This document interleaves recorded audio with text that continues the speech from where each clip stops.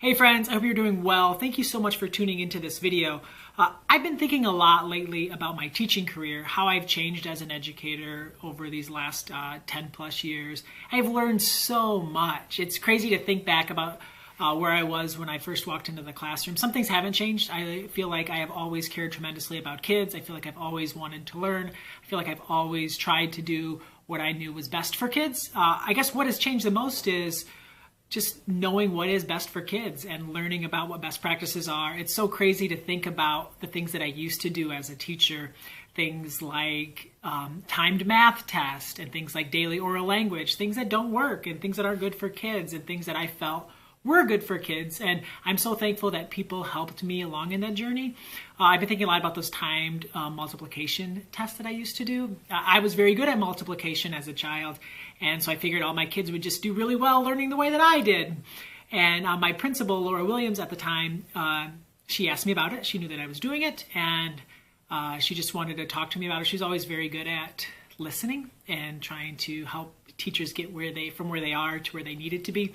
And she used to slide little articles or little pieces of research into my mailbox about timed multiplication tests. And I could have been like, why is she doing that? And this is good. And but I didn't. I read this stuff. I learned about it. I tried to learn more about it. I talked to other teachers about it. And I came to the understanding that that's not best for kids, and that's not going to help me to get to my goals. So I made that change. With daily oral language, it came down to our literacy director at our school, Chris Kindy, and her knowing that it wasn't best for kids and her helping us to see that, and her sending a lot of us to see Jeff Anderson when he visited Olivet High School, and we were able to learn about, this probably isn't the best thing that we can be doing for kids.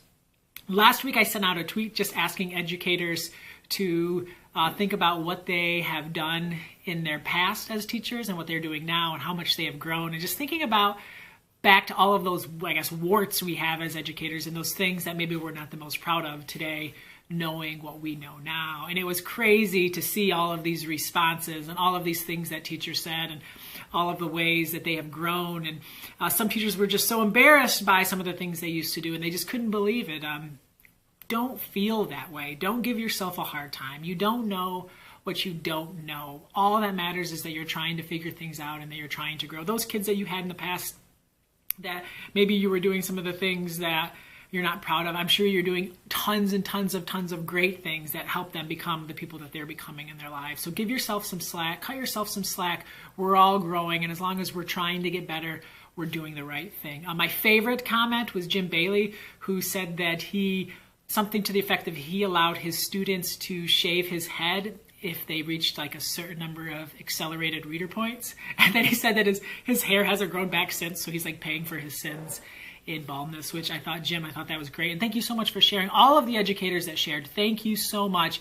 It has been so refreshing, and I feel like so freeing for so many of us to know that some pretty great teachers, some amazing human beings did things that they probably wouldn't do now, or that we wouldn't do now, but they've grown. I think our profession is all about that. It's all about loving kids and doing what's best for them and trying to figure out what's best for them. And if we're stuck doing something that maybe we are struggling to know if it's best or not, we need to go out, we need to figure it out, we need to learn more, we need to talk to experienced teachers, we need to do the research, and we need to make decisions to meet the needs of our kids. So thank you all so much. I appreciate how much you've changed as teachers. I appreciate how much you've grown. If you're a new teacher, think about where you are now and think about all the things you're doing. I'm sure you're doing some pretty amazing things. I'm excited for you to see how your career grows over the next several decades. It's going to be a great journey. I'd love to know the changes that you've made in your teaching career. If you want to leave them as a comment, that would be really fun. I'd love to see that.